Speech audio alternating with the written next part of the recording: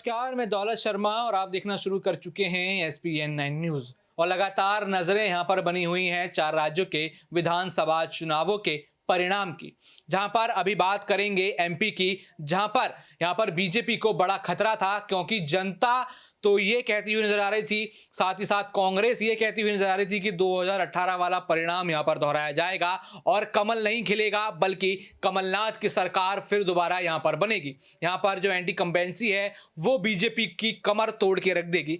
लेकिन मैं आपको यहां पर आंकड़े बताऊं, ये आंकड़े काफी यहां पर दिलचस्प हैं। यहां पर सीट 230 है MP में, जिसमें से 164 सीटें पार कर कर बीजेपी बहुमत की ओर लगातार बढ़ रही है। और इसमें 230 में से 64 सीटें कांग्रेस के खाते में। और अदर्स की बात करें तो यहां पर अदर्स के खाते में जो सीट आती हैं वो करीबन यहां पर 20 सीटें हैं जो अदर्स के खाते में यहां पर आती हैं। तो लगातार यहां पर आंकड़ा जो है बीजेपी की तरफ आ रहा है। लेकिन अब यहां पर एक और रस्साकसी यहां पर शुरू हो जाएगी, एक और माथापच्ची यहां पर बीजेपी के लिए शुरू हो जाएगी। आखिर CM चेहरा कौन?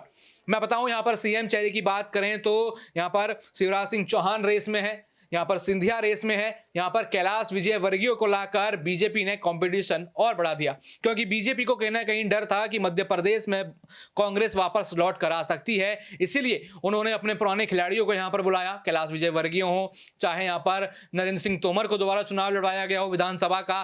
तो यहां पर हमने देखा कि कहीं ना कहीं भाजपा का डर उनको सता रहा था, लेकिन अब ये डर खत्म हुआ, बहुमत यहां पर भाजपा की बन गई। अब CM चेहरा कौन होगा? लगातार यहां पर सिंधिया खेमा कोशिश कर रहा है कि सिंधिया ही यहां पर CM होंगे, क्योंकि 2023 में जो चुनाव पर ध्यान दिया गया है सिंधिया की तरफ से, वो इसी शर्त को मानकर दिया गया है कि उनको CM चेहरा बनाया जाएगा। लगातार सूत्रों से खबर आ रही है। लेकिन यहां पर मध्य प्रदेश में शिवराज सिंह चौहान कुर्सी छोड़ने को तैयार नहीं, और कैलाश विजयवर्गीय आने के बाद ये कंपटीशन फिर दोबारा बढ़ गया है। और पार्टी इसको लेकर एक बड़ी बैठक कर सकती है, जिस बैठक में यहां पर फैसला आ सकता है कि आखिर CM कौन होगा, या बिना पार्टी टूटे CM बन जाए। क्योंकि यहां पर अगर शक ये गहराया जा रहा है कि अगर सिंधिया कांग्रेस के साथ इतना बड़ा छल कर सकते हैं CM कुर्सी के लिए, या फिर सत्ता के लालच के लिए कांग्रेस को तोड़कर बीजेपी में आ सकते हैं, तो वो बीजेपी को भी तोड़ सकते हैं अपने सत्ता के लालच के लिए, या फिर अन्य नेता भी ऐसा कोई कदम उठा सकता है। तो सत्ता में आने के बाद अब डर बीजेपी का ये है कि कहीं CM चेहरे के लिए पार्टी में